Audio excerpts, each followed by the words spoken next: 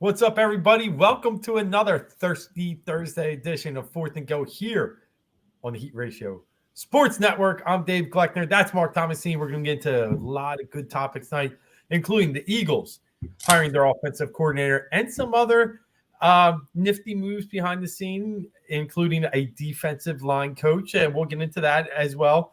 Talk about some rumors. A.J. Brown, trade or no trade? We'll talk Sixers. Mark sporting the City Connect jersey, but Joel Embiid, torn meniscus. What's up with that? And then we'll get into a little bit Phillies Flyers talk as well. But before we do all that, let's say welcome to the show tonight on February 1st, 2024. What's up, Mark?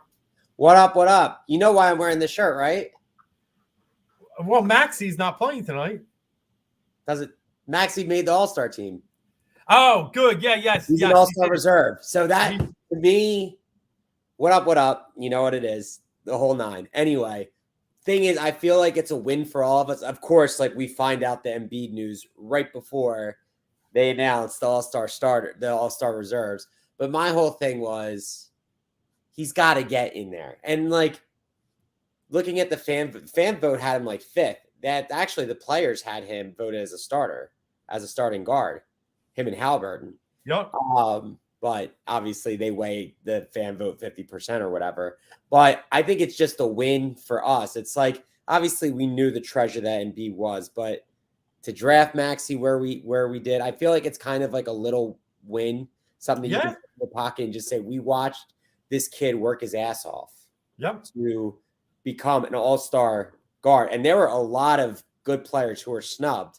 Can't say they were snubbed because like a lot of players that most people probably across the country would say are more talented than him. And yet he made it. Like he beat the Trae Youngs and, you know, that's the first one I could think off the top of my head. But even Derek White, everybody was trying to make the push for him, like all this kind of stuff. Glad it happened. I feel like it's a little win for us on a day where we got a lot of bad news. Yeah, no, that's a good point. He's one of, I think, 3 first-time All-Stars. And well deserved. I mean, I forget off the top of my head, he's mid-20s, if not like just above that 26 a game or so. Oh, point wise? Yeah. I'll look that up. Yeah, I mean, he's having 25, 26. Yeah, he's having just one of those fantastic seasons. One in which, you know, obviously I'm very happy to see him rewarded in the right way. He's our guy. He's been our guy, Mark, since we had the draft on our show that night, and we're pumped up when they got him at, what was it, pick 20 that night? 20. Yeah. And it was all because of the whole Mike Muscala thing and, you know, making the 3-pointers and. Yeah, but also, like we said, a little bit of benefit to a shortened college season because of COVID that year. To me, it's like when De'Aaron Fox. When the year he got drafted, the Markelle Fultz year, he was like known for his defense, known for being a good point guard, not known for being a scorer. He completely dominated LaMelo Ball in like the quarterfinals of the tournament. He had a hell of a run, and then he was the 5th overall pick. And now look at him. Yep. And he was snubbed legitimately from the All-Star team, but he was a great player. But he built his stock up through the draft. And I truly believe that if there was a tournament that year, he would not be a Sixer. Truly believe. No. He's up for the big moments. And I think that's where he lives. Yeah, and it's not like the NFL. NBA, you really can't trade up in the draft. It's very, very difficult. So even if the Sixers dialed in and liked them from pick 20, the value of pick 20 to move up would have been just a franchise-altering move. So, yeah, it was fortunate. Glad you're wearing that tonight. Cease checking in. Hey, what's up, buddy? And, yes, you might as well bring out the little violin because let's strum the music. It is another injury, and it's another lower body to the knee. You know, we can say, well, you know what? Let's open with the Sixers. News comes out today that Joel Embiid has a torn meniscus. Now, they say he's only out through the weekend.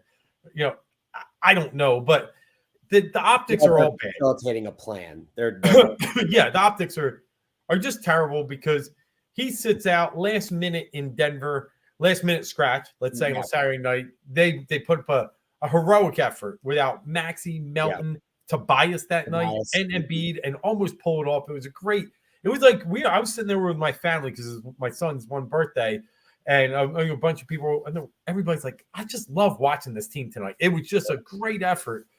But they travel over to Portland the next night and get smoked. Yeah. And then, 2 nights later on Monday. And then all of a sudden, they got to bring Embiid back versus Golden State. And people can say what they want. They can say, hey, he looked horrible out there. Why did you bring him out at all? No, he looked fine early. It wasn't until he kind of got tangled up in the second quarter. That's when I would have shut it down. He looked really bulky by halftime. Yeah. Comes out in the third, still looks a mess, and then, unfortunately, gets hit in the fourth. Yeah. It's bad, man. It's just bad optics. No, it doesn't look good at all. One note, Maxey is 25.7 points. We're right there. Right there. Yeah. I forget. I'm just saying it's a bad optics. It's a bad view. We're sitting him, then we're finally playing him, and then he tweaks it, and then we still let him go back out there when he obviously doesn't look right. I didn't mind the decision to play him. I minded the decision once he was tangled up in the second quarter to continue to play him. Yeah, and that's the thing. They were even talking about, on the Golden State report, how they were talking about Chris Hayes, sideline reporter who breaks a lot of news. He was saying, Embiid is considered he's okay if he doesn't make the game minimum to get the MVP. Yeah. Focuses the playoffs. And of course, they're saying that just probably the quarter before that Draymond or Kuminga, I forget who it was, that fell on his knee. And then now we are where we are. Yeah, it's a shame. And it's just, I like this point here. It's the same old song. I agree. But, I mean, I get he's playing his ass off. It's just the way he plays in an unfortunate situation, how big he is and how much stress is put on his lower body, that he's going to get tweaked. And we just hope this isn't season threatening. Meniscus, I've seen people come around with, but I've seen 6 weeks more than anything. It's not a couple days. So we're going to but it blows the season. This is what scares me. The Knicks are firing away. They just won again tonight. They've passed us in the standings. And losing him for anywhere up to a month, what I've seen on this court lately, they're in bad shape. And they're going to end up in the 6th, 7th seed and have to play Milwaukee or Boston or, a thriving Knicks team. This is just bad all around. Yeah, I mean, look, I don't have any thoughts about trading him. I know we've probably ran that. No. But my whole thing is, I was thinking about this tonight. Spike Eskin put out something earlier, just saying how he's our guy. It would be weird. Also, Maxey is playing tonight. He's about. Oh, good. Yeah, so it's good to see him out there. And maybe this is where his ascension, he gets the all-star nod. He's healthy. He's ready to go again. Maybe he can power this team. Maybe they can get the wins. Maybe they might not get the wins against – I know they don't play Boston until I think the end of the year.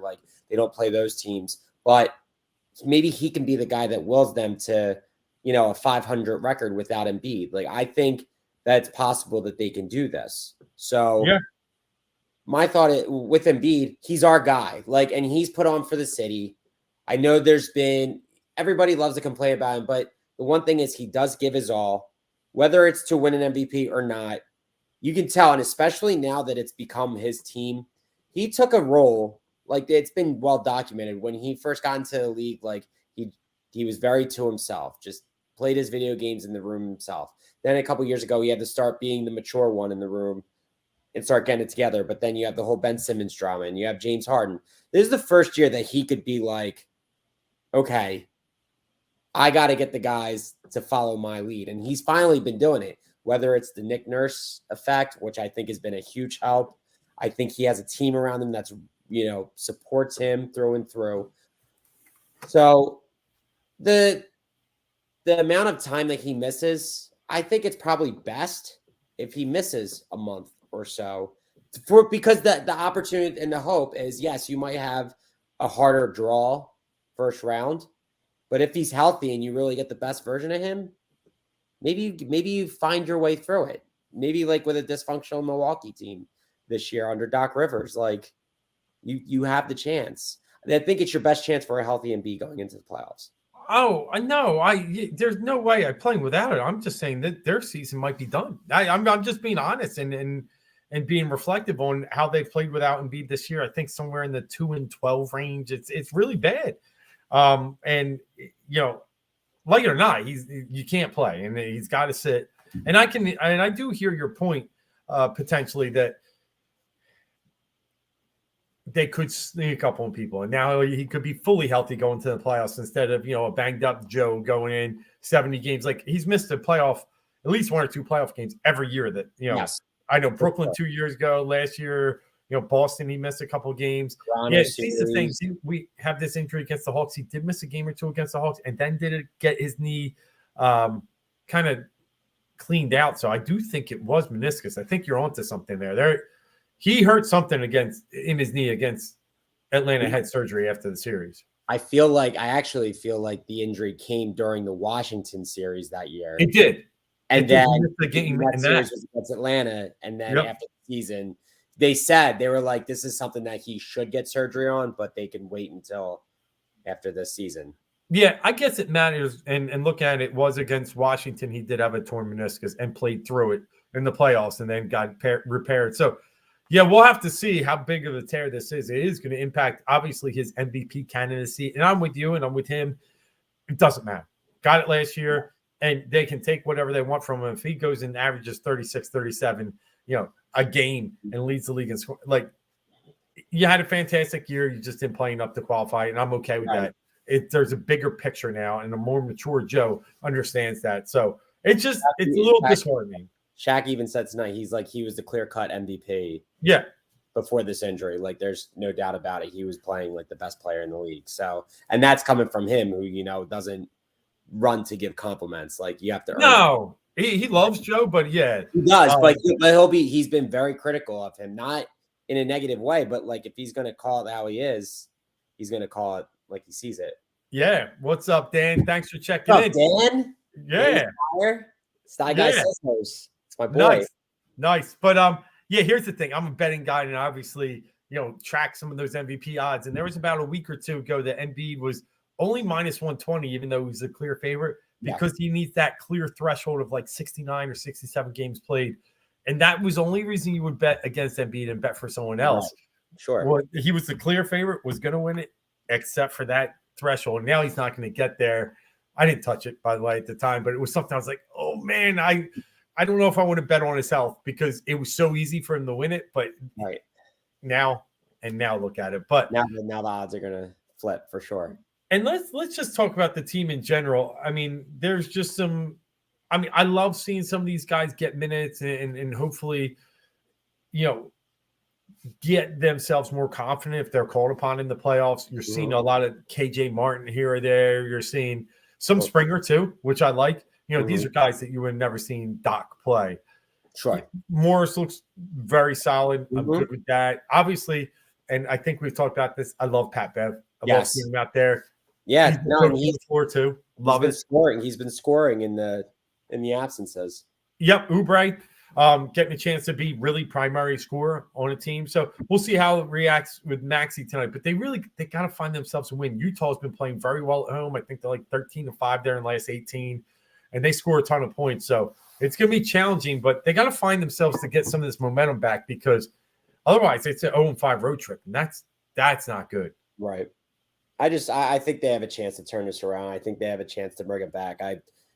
I think they're going to play up with Embiid being out. I really think that's going to be the case. If he's out for an period of time, I think they're going to get it together. I think they're going to, because the thing that was the issue in years past when he's been out, they've had to completely change their game plan. Like with Brett and Doc, I feel like it was like, all right, it's about what Embiid does, and you guys all do everything else.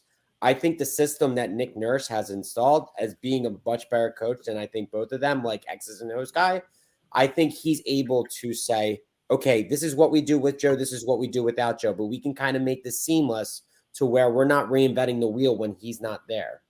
And I think he's prepared for these types of situations. Yeah. And it's funny, for my son's birthday, he just turned 10, huge basketball fan, who was rocking a Jordan jersey tonight at basketball practice. Bought him a 3-game pack for the Sixers. Yeah. Our first game's Monday against Luka and Dallas, and now no Joe. But it's okay because the kind of things we just said with all these guys playing, and now that Maxi's back, I Maxey, think they will be fun. As Yeah. long as Maxi's in there, I think they're going to be fun. I mean, Maxey looks great to start. He's really he's cutting it up right now. I think he's got 7 or 9 Up of their to 10. 16 points right now. Yeah, he's up to 10, 4 or 5 from the 10. field. Oh, yeah. Yeah. So now one of the big things that we're going to have to watch, and see, I agree, like, let's rest him. Ooh, God, he's so good. Maxey? Yes. He crossed up the guy went sliding, he pulled back 3. Oh, God. I see he's 3 for 3 from 3 already. But yeah, that all-star nod definitely is going to help the confidence. Yeah, for sure. Yeah, I agree that probably a little rest here as long as we can and get healthier for a playoff run. I hear you. And I just hope that we do find something here to get this team confidence to head into the playoffs. And they got the right man in charge. Again, another 3? And this was like 4 to 5 feet beyond the arc. He heat checked it right there. I see he's got 16 now, 4 for 4. Yeah. But they got the right man in charge in Nick Nurse. So that, he'll find ways. He'll be creative without Joe, and he'll be able to get this team going. I just hope they don't fall too far down the standings, because that's what I want to talk about real fast. Looking here, like I said, the Knicks have jumped up now. They pulled away from the Pacers. They're winning without Julius Randle, one of their key stars, too. Right. So they found a way. Cleveland has now passed the Sixers, too. We're down to the 5th spot. Yeah. So, going to need some. I think they'll be just fine. I like their chances. Obviously with Embiid, I like their chances against New York, and I know New York, boat raced us when we played them. Did. But I think, and that OG trade was huge for them. He's plus 293 on the season, at least as of a couple of days ago. I mean, that's insane. Those are insane numbers. Yo, bro, I hate RJ Barrett. I think he's a cancer. And so just getting rid of him for anything that's productive, I think, and I also think Julius Randle is, a very temperamental player. Great when he's doing great, but when he's doing bad, he just mopes and doesn't hustle. So anyway, you're right with the OG. They're a lot more formidable. They're half game behind Milwaukee now, by the way. Right. Milwaukee, you're right. They kind of are in like this little funk fog, paying 3 head coaches. We'll see how that works. They lost to Portland the other night on Dame's return. Yeah. It is there's still so much to be. I'm not giving up on the season. I'm just telling you, now that I see the gap between 5 and 6 is pretty wide. If we can somehow stay afloat in that kind of 4-5 area again, I'll be all right. I think I don't know why I feel optimistic about it. Not that they're going to go win the title, but I think that they will be fine in this stretch without him, regardless of how long it is. I truly believe so, because I think they're going to beat the teams that they have to beat. I think they're going to have a couple games. I think they'll win a couple games that they're not expected to, but mostly it's just going to be they'll take care of the teams that they need to take care of. Because in the NBA, there are a lot of teams that they are better than, for the most part, like in regards to the rest of the team wise. Your Milwaukee's, your Knicks, Cavs, like all the teams in front of us, and only a couple teams in the West. Besides that, I think they can take care of most people. And the one thing I thought about too, the Pacers are, something else right now too. So they lost to Boston and New York back to back, but both teams really both teams really tough. And Halliburton's back now, and with Siakam in there, they're gonna gel. They're gonna be they're like, I want to say they're either 4-0 or 4-1 against Milwaukee this year. I would love to see them match up in the playoffs. I would love to see the Sixers finally get a chance to play Milwaukee. We always have to run up against the other green team. I'd love to see us an Embiid Giannis series would be epic. I can't believe they haven't had the opportunity to play yet. So, only other thing I wanted to highlight a little bit here, Mark, with basketball is we're running into, some people are saying, is scoring a problem in the NBA right now? And a problem from the standpoint of, are we seeing too much individual scoring? I never thought someone would complain about 70, then 73, then 62. But there are some, it's taken away from the game. To me, it's not. And I just wanted to get your opinion, because we're kind of hoop heads here and we love great basketball. I appreciate, I don't think Luka only shot I think he shot less than 30 times to get a 73. It wasn't ball dominant. Even Embiid, I think he got 6 assists that night or something like that. He was the first with the stat line and 18 rebounds when he got 70.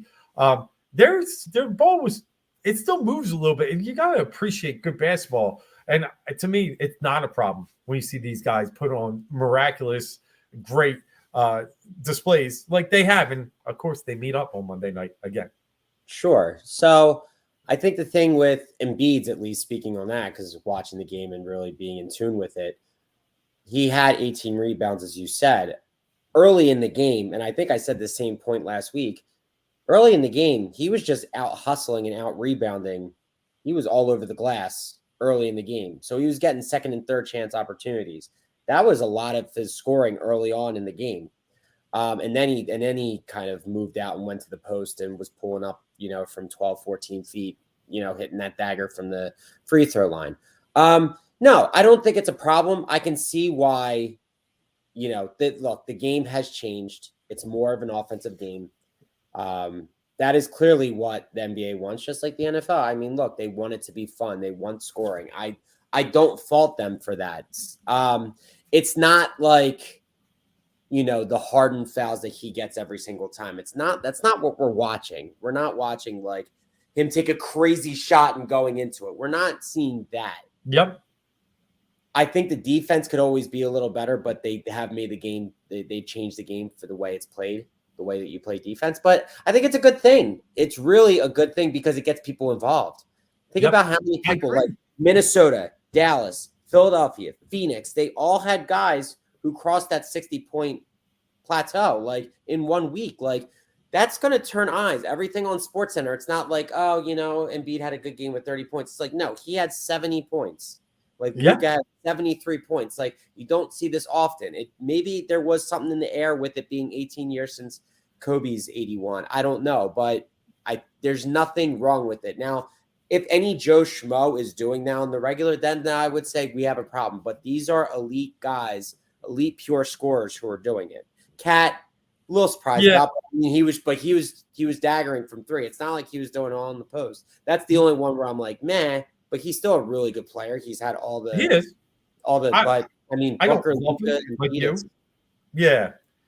I think the Cat game was, a little eye opening for them because that's not the way they should be playing basketball when you got other people with this stuff. And they lost to Charlotte that night. So, coach was a little pissed in that game. But I agree. Everything else I think has been just really cool to see. And ironically, it's fallen on Kobe anniversaries. Obviously, the one on his anniversary, 81 points. I think Luka's was on the anniversary when he passed away. I think it was. But anyway, NBA wrap up there. Sixers. Let's see what they can do tonight in a good battle, high-scoring battle with Utah right now as we speak. And we'll update during the show here. We got 26-21. No, now 27-23. Beverly's at the line, so 27, probably 28. Yeah. Yep. So let's move on to the Philadelphia Eagles. Last week we talked about one of their bigger moves. That was to bring in Vic Fangio, where we were very on board with the move. You did hear some people in Miami that were happy to see old Vic get out of there because they didn't really mesh, or he didn't mesh with them and their personalities. But again, Eagles need probably a different type of voice. They're more veteran-laden team. They'll be fine with a guy like Vic. But on the other side, we talked about them, and I kind of identified Kellen Moore as our top target.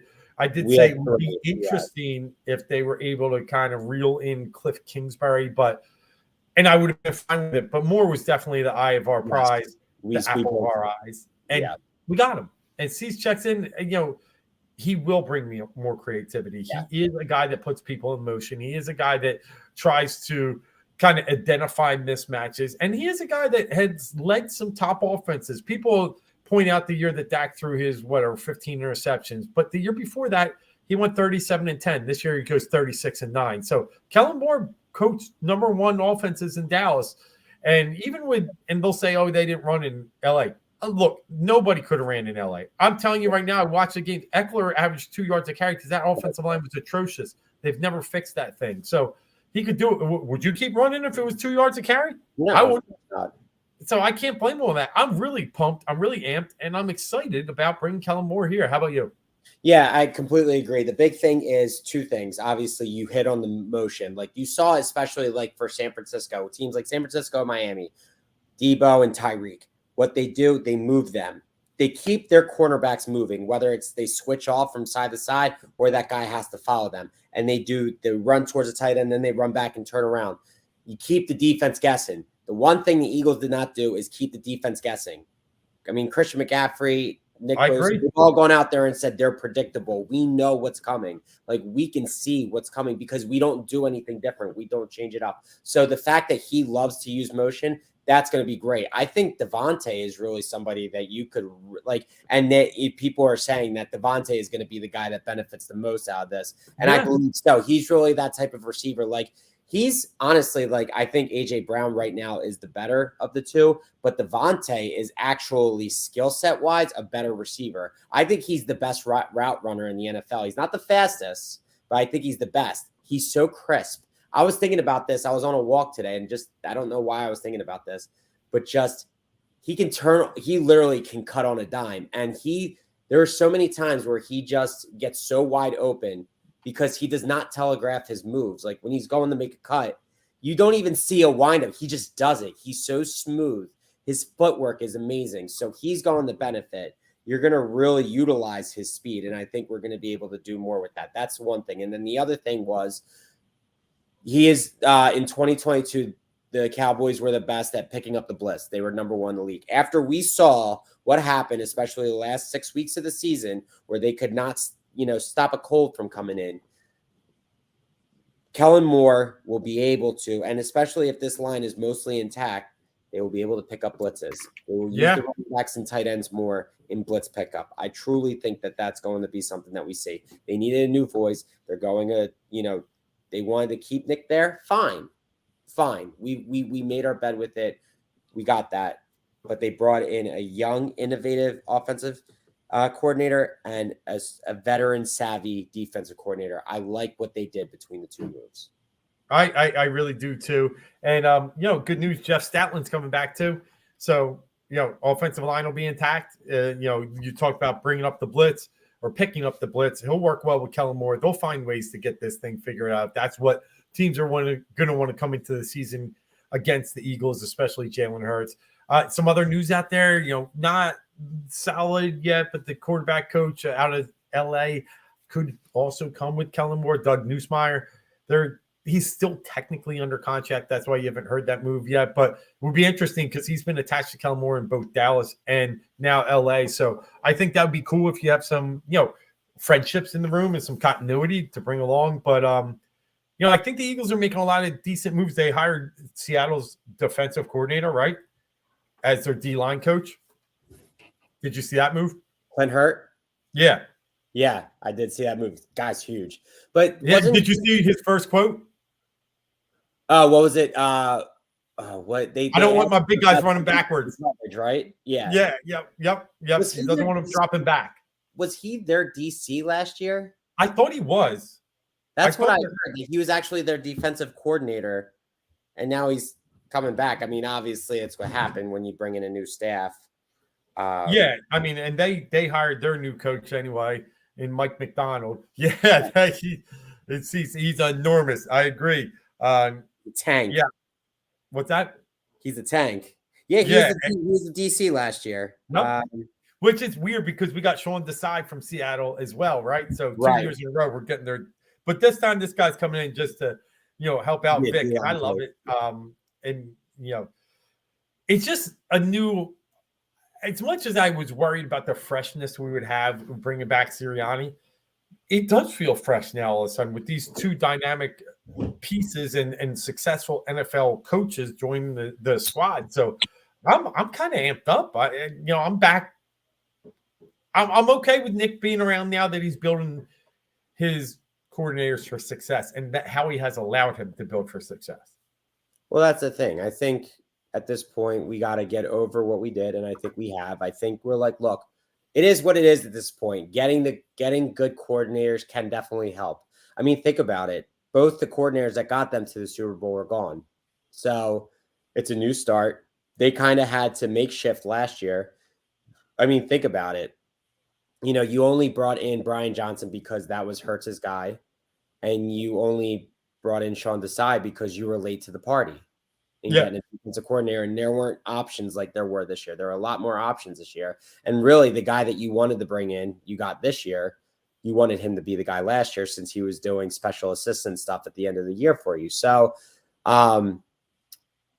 it definitely it worked out in their favor finally this year. And I think there's a lot to be excited about, but I mean, the next move is what are we bringing in? I'm not worried about the offense. It's the defense. They really need to make a lot of moves. And we'll, see from there what they can actually do. I think they need to sign a linebacker in free agency, but we'll get into that more. But yeah.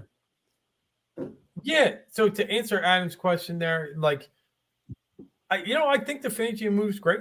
I do. I really do. I know he can be a little rough around the edges, but we talked about last week. He's a huge Phillies fan. He's from PA, and he's going to come in here with a new perspective. And yeah, I think his base is a 3-4, isn't it? I'm not certain, to be honest, about. I think he played 3-4 in Miami at least. Okay. But everybody's personnel is different. But I haven't seen the 3-4 run here, and God knows when. Like, we've always kind of wanted. Instead, we get wide nines, and what did they call the other one? A 4-6 or something. What Schwartz had. Schwartz kind of was a modified wide nine. Right. Yeah. He was a wide nine. Yeah. Yeah. Which the thing. Go ahead. Yeah, with Fangio, there was a lot of talk that, Miami I don't know if you saw that Drew Rosenhaus came out and he was kind of bad talking Fangio, and there are some players who are not happy. And then Jaws was on the radio earlier this week, and he was saying, no, it's the opposite. The thing that was going on in Miami, there's two things. They had a lot of injuries late in the year, and we discussed that. But also the other issue was, I think he pushed his players, and there was a lot that didn't take to it in Miami. And apparently those were the guys who wanted to not work as hard. And I think they had a lot of personality on that side of the ball in Miami. So I think it was just, he was a no-nonsense guy, and there was nonsense going on. And I think that was part of the reason why it didn't gel in Miami. And now he's got a new shot at it. Hopefully we bring in the right people personnel-wise on defense to actually go and get things done. And I think a guy like Clint Hurt on your sidelines doesn't hurt. No, not at all. And yeah, like he said, then looking up, it is 3-4 base, which we talked about. Yeah, that Castillo was also bad with that.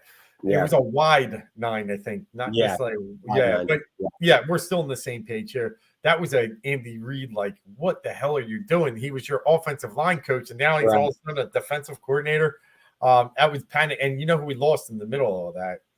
McDermott. McDermott was on Reid's staff, I thought. Oh, yeah.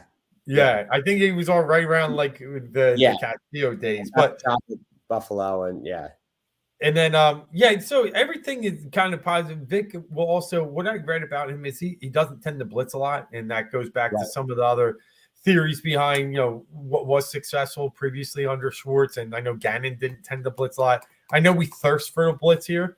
The blitzes I want are the creative blitzes. I've rarely seen us rush a safety or a defensive back off the edge, just to kind of give a different look. And I know when you do that and you kind of premeditate it, good quarterback will eat it up. So it's got to be smart. But yeah, I'm excited because a lot of things I've heard are, he'll throw man looks, zone looks. He wants to disguise coverages more than he wants to blitz. So I'm good with that. I'm good with just anything different than what I saw this year. It's just tough because I know we want the Jim Johnson defense because he was able to utilize Brian Dawkins. And when he was at the line, like, even if the defense saw it coming, you still couldn't stop it. Like, that's just how good it was. And everything was so exotic. You never knew which way this team was coming. And we just don't have that personnel. We just don't. Yep. I agree. Personnel is going to be a huge thing in the offseason here, especially to figure out how to, infuse that defense with talent. Because what we thought they had talent-wise, we were definitely fooled. Obviously, on the back line there, they were never good. Whatever Howie did to try and build that area, he thought he was hiding it or disguising it, what we just asked for, with a good defensive line. That's the problem. That defensive line never got home. The additions up front, as much as Jalen Carter looked good early, he wasn't great late. Jordan Davis really, again, kind of fizzled off. You just didn't get the same production from the ends.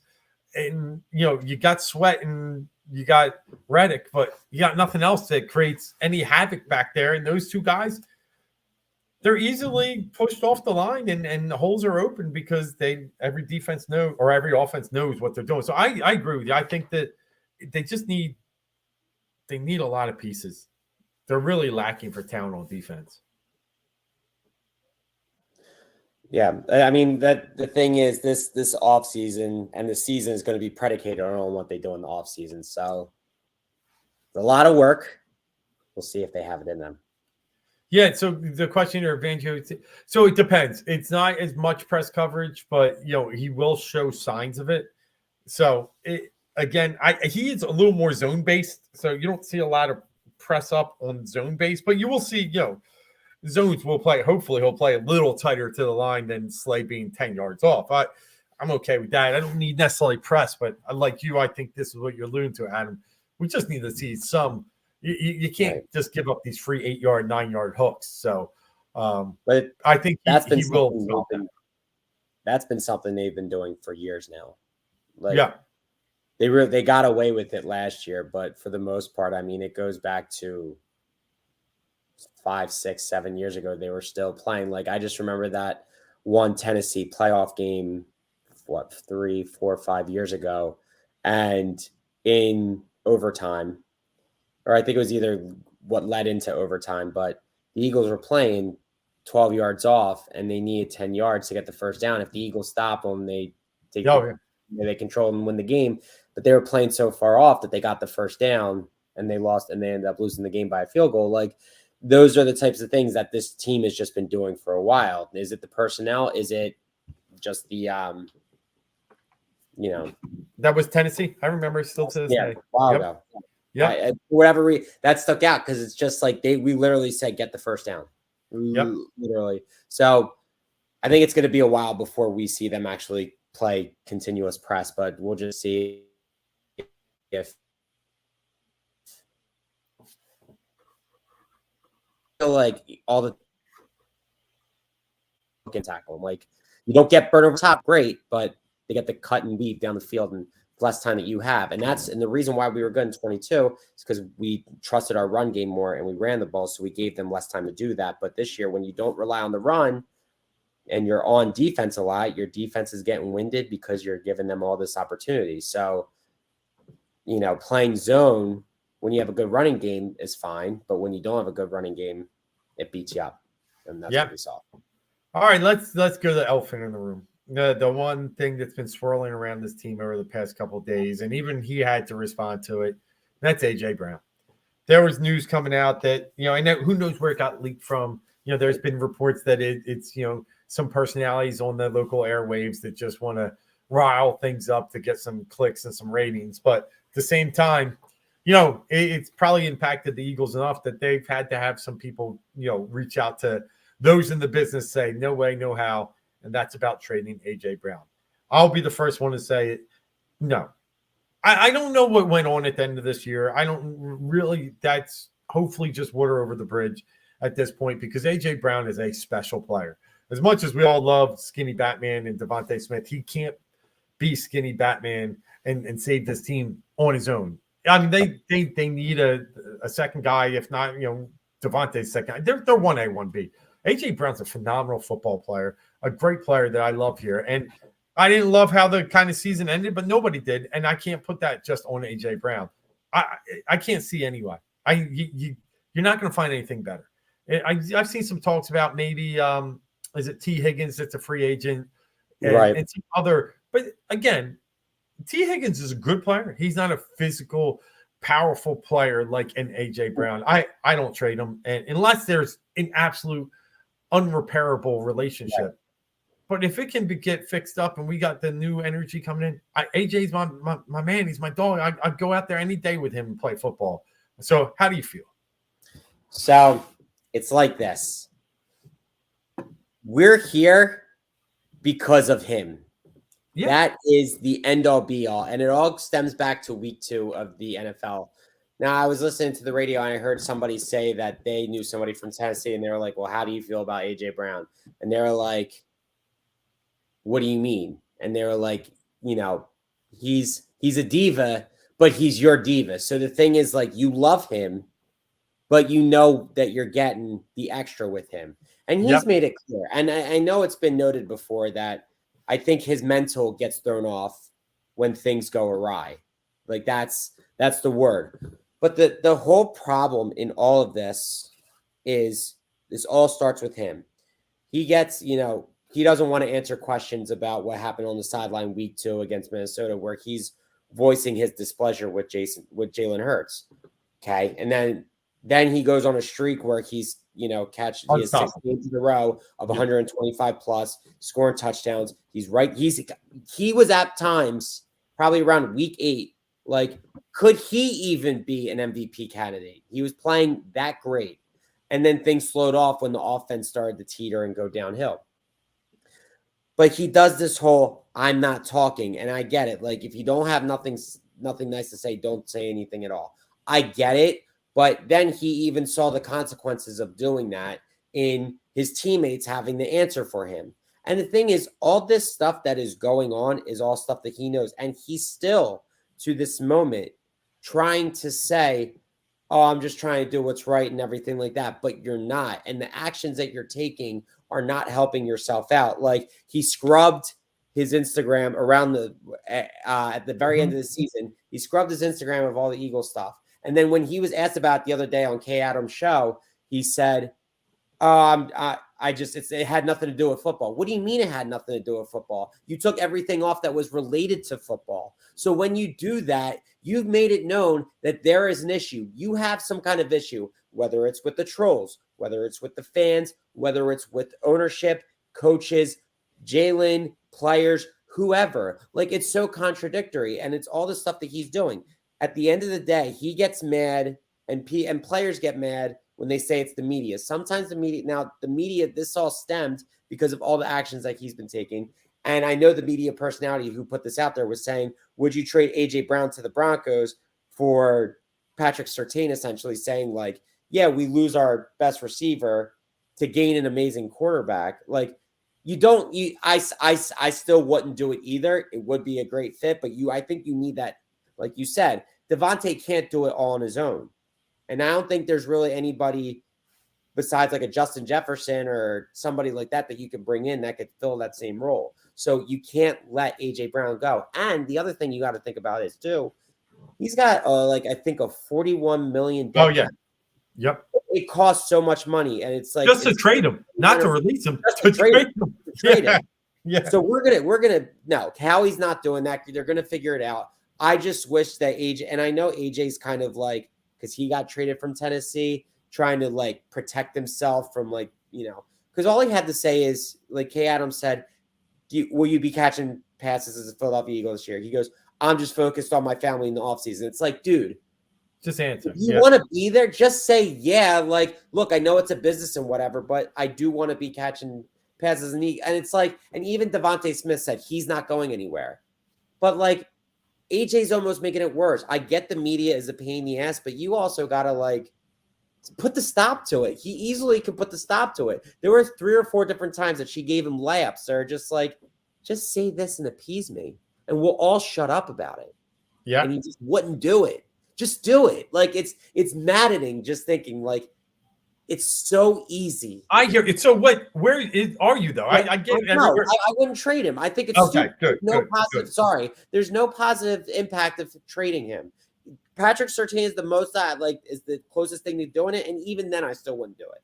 Yeah. So see, to your point, the last 2 words you have on here, I haven't seen you run her out, but I would trade you for Quez Watkins. I don't want to see Quez Watkins back Right. here. Like I'm done with that experiment. And it's so true. Like there's just nothing else.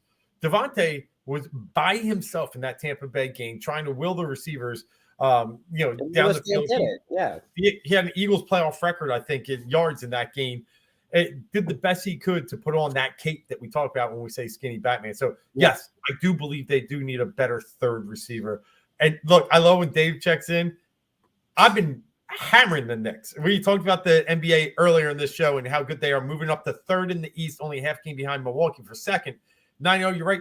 13-3 against the spread in January, won again tonight. So now that's a 14-3 run ATS, which I think is even more impressive than their win streak. But they're playing well, and if you're a Knicks fan, you have to question, is Julius Randle expendable a little bit? Because they played better. Dante DiVincenzo, now he jacked up like 16 or 17 threes, a little much, but before he's been putting up 30. He's been playing well for them. No, I'm not saying he's Randle, but I'm just saying they play better, like you or saying with Nova North.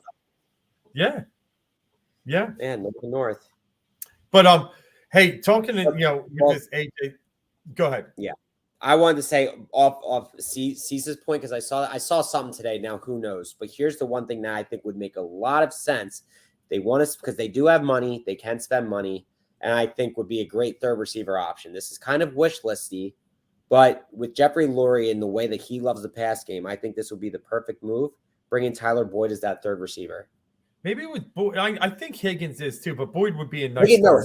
Higgins is going to get a lot of money. He's going to get a crazy deal from somewhere because of what he was able to do. He wants to try and prove that he's a number one because Jamar is there. I think that could spell problems if they lose both Higgins and Tyler Boyd. But Tyler Boyd is a free agent. Look, you throw him some money, he's going to get a nice penny. But if you to have a third receiver like Tyler Boyd, he's a veteran, he's experienced, he's very good. And when they've had to rely on him because they've had injury concerns with both Chase and Higgins, he stepped up for them with Joe Burrow. So, if you really are Jeffrey Lurie and you want to make this a crazy scheme with Kellen Moore, get him Tyler Boyd. Now, I think I'm dreaming a little bit, but I think that would be a knockout wide receiver 3. Knockout. Yeah, I like it. I do think, with the Eagles, kind of having an extra second round pick, even getting we have 2 second rounds this year, right? I believe so. Yeah, that's part of the deal from the other year. But I wouldn't mind seeing the receiver crop is big again in the NFL draft. But, to your point, I like Boyd. One name, and I know this is my pipe dream, and I like Boyd for kind of probably the reasons you like him. It kind of puts a taller receiver in the down in the red zone. I feel like we can get stuck a little bit, but I like myself some Michael Pittman, but I do think he's probably going to get a bigger offer. Yeah, he's probably the 2. Mike Evans is out there too, but we're not. You can't go get him. And he's a big time player. Just a pro's pro, but there's a point when the physicality is going to take some toll on him. But he'll re-sign with Tampa. I think he got to find. Yeah, I think him and Baker have a good rapport. I just think. I have to look and see who else the free agent wide receivers are, but I really think that Tyler Boyd is used to being a number 3. I think he'll get paid closer to a number 2, and could do some really good things here. It's only going to do well for him. Even if you're a big name that's out there, and I don't think I'd love to hear Calvin Ridley. If you're Atlanta, I don't know how you don't re-sign him. Or I forget it. They're either Jacksonville. You mean? Yeah. No, that's right. Duh. That's right. Yeah. I always confuse that because I was just thinking of the scenario in Atlanta because they're rumored to be interested in Russell Wilson. But Calvin Ridley. But I think Calvin Ridley's going to get a lot of money too. I don't know. He really dropped off at the end of the year when Kirk went down. Ridley was nowhere to be found at times, and he displayed. I thought a poor attitude. He was part of the Jacksonville's dip to not make the playoffs. I'm a little. I don't know. There's something that I just didn't see right at the end of the year, but we'll see. For me, Bama guy also has and I don't know. I need a guy that's a little selfless if we're gonna have that AJ in the room. So, I'm not. That's a name that's up there. And then one other name I thought was interesting was Hollywood Brown. But then I think he's more in the mold of a Devontae. I mean, look, you can never have too many skilled, fast people, but I think that would have been, if we brought in Kingsbury, I think that would have been more of a realistic opportunity for Hollywood Brown because they got along in Arizona. I think that's where you would have seen that. I think that would have made a lot of sense. But I mean, that would be, I mean, again, anything is better than Quez Watkins, but like most of the options, or all the options that we said are all, I mean, 15-fold better. Yeah. Sorry, like, look, I know the guy was predicated on his speed, but every opportunity he's ever had, he's never been able to do it. And we keep saying this year's the year, this year's the year. It's not. He comes up short in the big moments. We give him a chance and he just doesn't take it. And look, it's not a perfect world. You got two, world beater receivers in front of you. And when your opportunity is called, you haven't picked up the phone. And it's not like the craziest catches. He's tried making diving attempts when it wasn't needed. I mean, the Super Bowl was a huge one. Yep. No, I can't wait to get into the free agent market, which will be coming up soon, obviously. That's my time of the year. Oh, it's awesome. And figuring out, because really, will we spend on one? I don't know. Howie's so calculated. He might already have a guy in mind to trade for too. So, when it comes to receivers, we could draft, trade, or sign. And that's something I do think the Eagles do value the receiver position. They don't spend for running backs. Got it. They spend for O-line. They spend for receivers. They don't even spend that much for tight ends. But really decently paid. But in the end, they didn't give Ertz the hugest, and that's one of the reasons. But one last thing, Super Bowl, let's talk about real fast. Amazing football weekend, some crazy games. Just, I got to say, and this is truth be told, I thought there were two idiots last week, and it was Todd Monken. I just don't even understand what kind of game plan you had against Kansas City to hand the ball off to your running backs just 6 times and then just watch Spagnuolo just blitz the death out of Lamar Jackson. You do nothing about it. And then Dan Campbell, I'm sorry, but, you can agree or disagree. And I think, a lot of people are more in the agreement side. I love aggression. I hate reckless aggression. And he was way beyond. You don't do that. Like, you can do that against what I said, Carolina Panthers and Washington Commanders.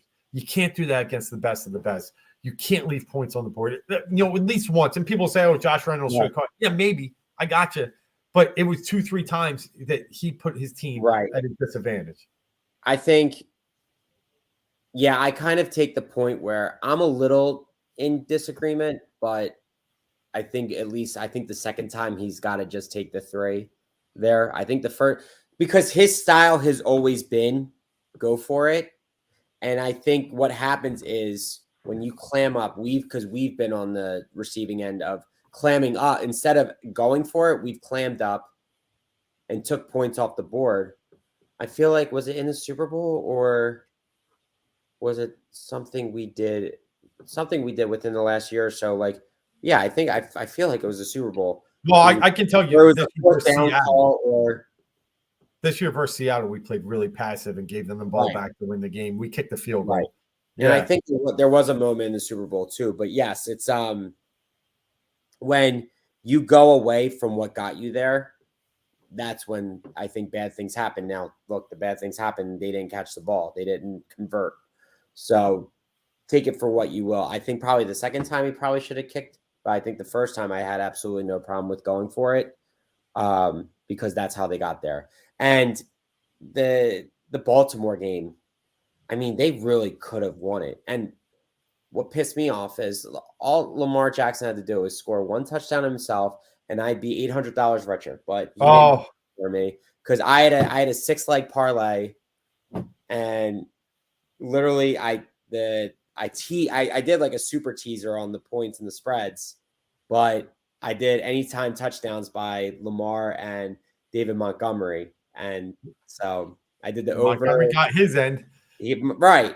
And literally if Lamar scores a touchdown, they have the 7 more points and they hit the and Zay Flowers. That sucks for you, but Zay Flowers too's got to feel like crap. But again, I mean, even like I just don't understand what their strategy, behind watching just KC blitz you to death and you not even taking advantage. Because there's one time they ran on first down to Gus Edwards, he goes for 15, doesn't get another first down run the rest of the game. Like I don't know what they saw, what made them clam up like that. That it makes no sense because there was a stat. They're like, I think Harbaugh's either like over in 15 or 1 in 15 when they run less than 20 times a game. Yeah. And they run 6. Yeah. You can't even like call the Lamar runs. I mean, he ended up with 54 yards. That's fine, but it was 6 runs to your running back. And I think they said, and 2 of those runs were like reverses to Zay Flowers. Yeah, and even the 1 or 2 other ones at all were like 4th and inches. Like so they only did it because they had to. And then the Flowers fumble. It did really hurt them. I agree, but Lamar hurt him. Like triple coverage. Triple. I don't know. I see a lot of guys really coming out and doubting. And this is where I was on Lamar. I do question his ability to win big games because now he beat Houston, and I thought he finally could do it. Right. That was my mindset. Same thing with you when we picked the Houston game. Yeah. We said Lamar hasn't shown up in the playoffs. If he takes it to Houston, I think he gets that monkey off his back. Yep. And then he's throwing interceptions to Isaiah Likely in triple coverage. Yes. I mean, look, at one point, now it's quarter Likely's fault for going like this. Oh, he does. He does it every play, by the way. I've watched it. Right. Yeah. Right. Yeah. And you see safety. Yeah. Corner, boom. And now he did get pushed out of the way a little bit. But even still. Yeah. They weren't going to. So what's your, we're going to get on out of here so we can open up the stream for Tony and his great show coming up here in a second here on Heat Ratio Sports Network. Real quick, Super Bowl. I know we'll pick it next week, but if you had to pick a team right now, who you got? I mean, I hate everything about this game.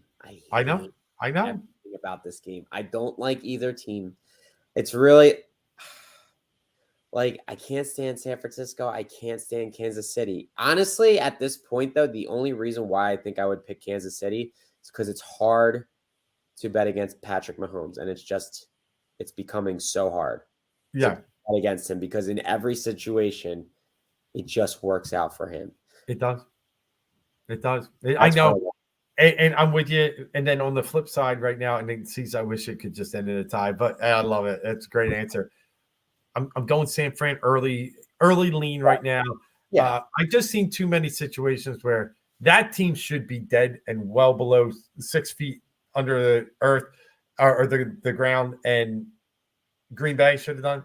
Detroit should have done it. And somehow they've come back in 2 times that Shanahan has never come back in those situations from. Got to be lucky to win some of these Super Bowls, and they were lucky. Don't get me wrong; they won the game too. Like I'm not right. So I don't know. Right now, I'm leaning San Fran, but I'm with you on the same thing. Like if Mahomes is a dog going into this game, I'm probably going to end up flipping the KC because he doesn't lose as a dog. But Kelsey anytime touchdown. I do like. I will say this. Tony threw it out there last night on a show. He's doing 12.5 rushing yards from Purdy. Looks interesting, especially the way the Chiefs play defense, which is a lot of all-out blitzes, then man-to-man coverage on the back end. Yep. Yeah, I also like for me, I think catches out of the backfield. Right now, McCaffrey, you can get at 4.5. I do think they're going to have to throw him the ball. So Chiefs let up a lot of running back catches too. Last week, they had Justice Hill catch 4. So, I mean, McCaffrey's going to get more. Yeah. He plays 95% of snaps. So I like 4.5 catches from McCaffrey. Yeah, I think those are some good bets. I'm going to try and make it up. I'm going to have to take some of your guys' advice and get some money back. Yeah. Oh, man, that one hurts. But, yeah, we'll get into it next week. We'll have a full Super Bowl show here at 4th and Go, Heat Ratio Sports Network. That's it from me, Dave Gleckner, and Marc Tomasini. We'll be back here next week on a Thirsty Thursday again to break down the Super Bowl and so much more. Let's hope the Sixers pull it out tonight. Maxey put up a mammoth first half. At one point, he was 6 for 6 from 3, had 29 points. Let's see what he's got now. He's or 26 points, I'm sorry. So he's still at that. We could see another 50 burger out of Maxey tonight potentially. Oh, So yeah. yeah, that'd be fun in his return. And like Mark said, on the night of his first All-Star nomination, that's a great way to go out and play. Yep. So that's it for me. That's it for Mark. Until next week, have a great one. Follow us on YouTube, follow us on Twitter. Give us a like, give us a subscribe. It goes a long, long way. And thanks for everyone for tuning in and giving us some questions and comments and some great we love that. Bring it to us. We do love it. Until next week, we're out of here.